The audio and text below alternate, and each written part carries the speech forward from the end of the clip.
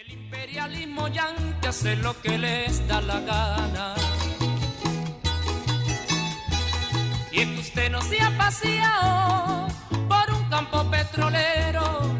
Usted no ve que se llevan lo que es de nuestra tierra y solo nos van dejando miseria y sudor de obrero. Y solo nos van dejando miseria y sudor de obrero. La deuda es el arma utilizado para conquistar y esclavizar sociedades, siendo su munición los intereses.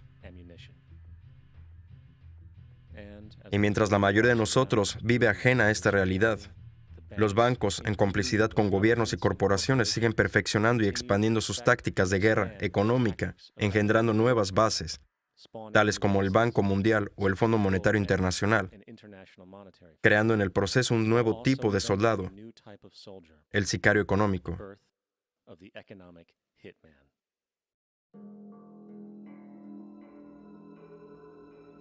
Hay dos modos de conquistar y esclavizar a una nación. Una es con la espada, la otra es con la deuda. John Adams. Los sicarios económicos somos los realmente responsables de este primer imperio de escalada global, y trabajamos de diferentes maneras. John Perkins, ex jefe de economía de Chas, Tim Main, autor de Confesiones de un sicario económico. Pero quizás la más común es que primero identificamos un país que tiene recursos como petróleo. Después concertamos un enorme préstamo a ese país por parte del Banco Mundial o una de sus organizaciones hermanas. Pero el dinero nunca llega realmente a ese país, sino que va a parar a nuestras grandes corporaciones para construir infraestructuras en ese país. Plantas eléctricas, parques industriales, puertos, en fin, cosas que benefician a la élite. Y además de nuestras corporaciones, pero que no llegan a la mayoría de la gente en absoluto. Sin embargo, esa misma gente, el país entero se queda con una enorme deuda, tan grande que de hecho no pueden pagarla. Pero eso forma parte del plan, el no poder pagarla. Así que en un momento dado los sicarios económicos les decimos, oye, habéis perdido mucho dinero y no podéis pagar la deuda. Así que ¿por qué no vendes tu petróleo a nuestras compañías petrolíferas y que sea muy barato? ¿O por qué no nos dejáis poner unas bases militares en vuestro país o enviar tropas a algún lugar como Irak? ¿O votar sí a nuestra próxima propuesta en la ONU? ¿O privatizar vuestro mayor proveedor de electricidad o vuestro sistema de aguas, vendiéndonos a nosotros, las corporaciones estadounidenses o multinacionales, y así sucesivamente? Y así es como típicamente opera el FMI y el Banco Mundial, dejando un país con una deuda tan grande que no puede pagarla, para luego ofrecerles tratos de refinanciar la deuda pagando aún más intereses, exigiendo este quid pro quo, lo que llaman condicionalidad, que consiste básicamente en que ellos tienen que vender sus recursos, incluyendo muchos de sus servicios sociales, sus servicios públicos, a veces todo el sistema escolar, penal, de seguros, a corporaciones extranjeras. Es un efecto dominó que hace caer piezas cada vez más grandes.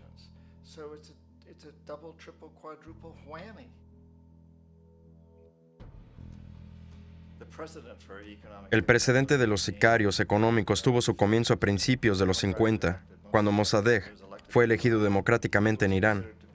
Fue considerado la esperanza para la democracia en Oriente Medio y el mundo entero. Hasta fue nombrado el hombre del año de la revista Time. Sin embargo, una de las promesas electorales que empezó a cumplir tras llegar al poder fue que las empresas extranjeras de petróleo tenían que pagarles a los iraníes mucho más por el petróleo que se llevaban de Irán. Es decir, que los iraníes debían sacar provecho de su petróleo. Qué política tan extraña que por supuesto no nos gustó. Pero teníamos que hacer lo que teníamos que hacer siempre en este tipo de casos. Es decir, enviar tropas. Así que lo que hicimos fue enviar a un agente de la CIA, Kermit Roosevelt, un pariente de Teddy Roosevelt. Y Kermit fue ahí con unos pocos millones de dólares. Y el tío fue pero muy eficiente. Tanto que en poco tiempo consiguió derrocar a Mossadegh y reemplazarlo con el Shah, a quien siempre le gustaba el petróleo. La rebelión en Irán. Multitudes inundan la ciudad de Teherán. Los oficiales del ejército gritan en Mossadegh que se ha rendido y su régimen como de facto dictador de Irán ha terminado. Retratos del Shah desfilan por las calles mientras los sentimientos dan un vuelco. Al Shah se le da la bienvenida a casa.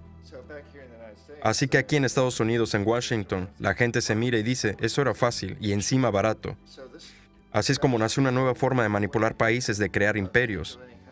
El único problema con Roosevelt era que si fuese pillado el agente de la CIA, las consecuencias podrían ser muy graves, con lo cual se tomó rápidamente la decisión de colaborar con consultores privados encauzar el dinero a través del Banco Mundial o el FMI o alguna agencia y reclutar personas como yo, que trabajaban para compañías privadas, así que si nos pillaban, el gobierno se lavaría las manos.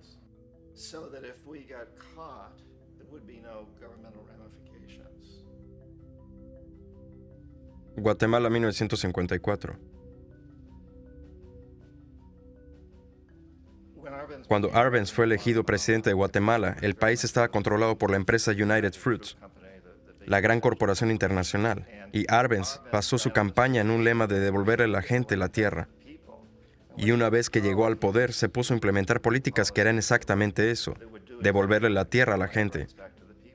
Obviamente a United Fruit no le gustó mucho la idea, así que contrataron a empresas de relaciones públicas para lanzar una gran campaña aquí en los Estados Unidos y convencer a los ciudadanos, a la prensa y al Congreso que Arbenz era una marioneta soviética y que si le dejaban seguir en poder, los soviéticos podrían tener su enchufe en América. En aquella época existía entre la población un gran miedo de la invasión comunista y efectivamente la CIA y los militares llegaron a un acuerdo de deshacerse de Arbenz, y es justo lo que hicieron. Enviamos aviones, soldados, tanques y tan pronto como Arbenz no estaba, lo que hizo el nuevo presidente fue básicamente devolverlo todo a las grandes internacionales, entre ellas United Fruit.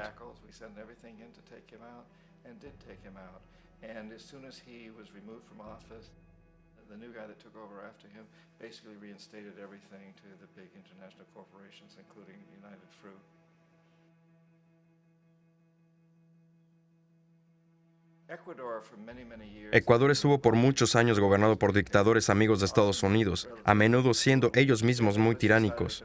Entonces se decidió tener elecciones verdaderamente democráticas.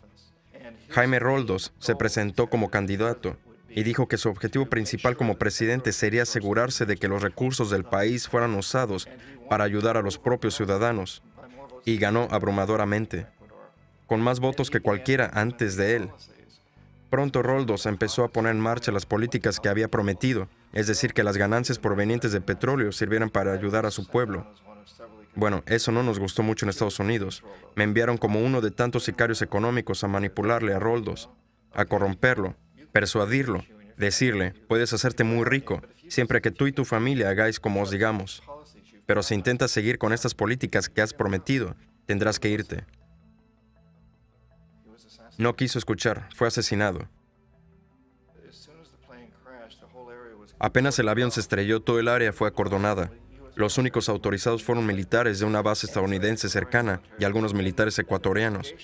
Cuando inició la investigación, 2 de los testigos clave murieron en accidentes de coche antes de que tuvieran oportunidad de testificar. Sucedieron muchas cosas extrañas alrededor del asesinato de Jaime Roldos. Tanto yo como la mayoría de los que analizaron este caso no tuvimos ninguna duda de que se trataba de un asesinato. Y por supuesto, en mi posición como sicario económico, me lo esperaba que algo le sucediera a Jaime, ya fuera un golpe de Estado o un asesinato, pero de un modo u otro tenía que desaparecer porque no quería obedecernos tal y como nosotros lo queríamos.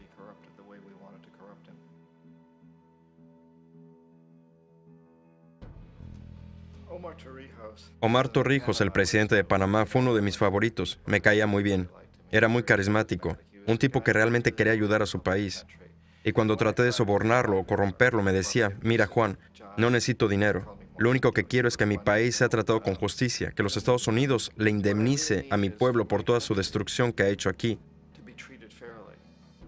Necesito estar en una posición donde pueda ayudar a otros países latinoamericanos a ganar su independencia y liberarse de esta presencia terrible del norte. Ustedes han abusado seriamente de nosotros. Necesito devolverles el canal de Panamá a los panameños. Eso es lo que quiero. Así que déjame en paz, no trates de sobornarme.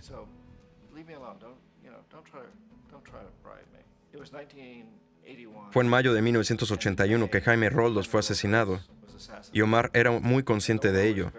Reunió a su familia y dijo, es muy probable que yo sea el próximo, pero está bien, porque he hecho lo que vine a hacer. Renegocié el canal. El canal ahora estará en nuestras manos. Acababa de terminar de negociar el acuerdo con Jimmy Carter. En junio del mismo año, apenas un par de meses después, también murió en un accidente aéreo.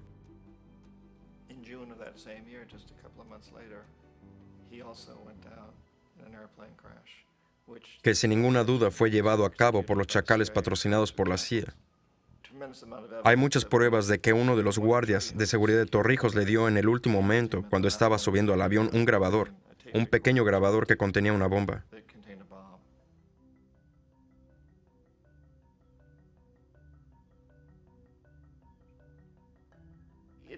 Es interesante ver cómo este sistema ha permanecido casi intacto durante todos estos años, excepto que los sicarios económicos han ido mejorando cada vez más. Entonces tenemos el caso muy reciente de lo que sucedió en Venezuela. En 1998, Hugo Chávez es elegido presidente, después de una larga lista de presidentes corruptos que básicamente habían destruido la economía del país. Y Chávez fue elegido en medio de todo eso. Chávez le hizo frente a Estados Unidos, y lo hizo ante todo exigiendo que el petróleo venezolano fuera usado para ayudar a la gente de Venezuela. Bueno, eso no nos gustó en Estados Unidos. Así que en 2002 se organizó un golpe de Estado, que no tengo ninguna duda, igual que la mayoría de la gente, que la CIA estuvo detrás del mismo, ya que fue un reflejo de lo que Kermit Roosevelt había hecho en Irán, pegándole a la gente para que saliera a las calles a alborotar, a protestar, a decir que Chávez era muy suyo. O sea, si consigues convencer a unos pocos miles de personas que hagan eso, la televisión puede hacerlo, parecer como si fuese el país entero, y de ahí todo se va muy rápido.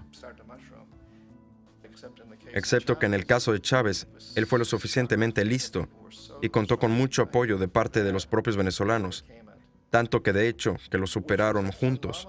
Y eso fue un episodio sin precedentes en la historia de América Latina.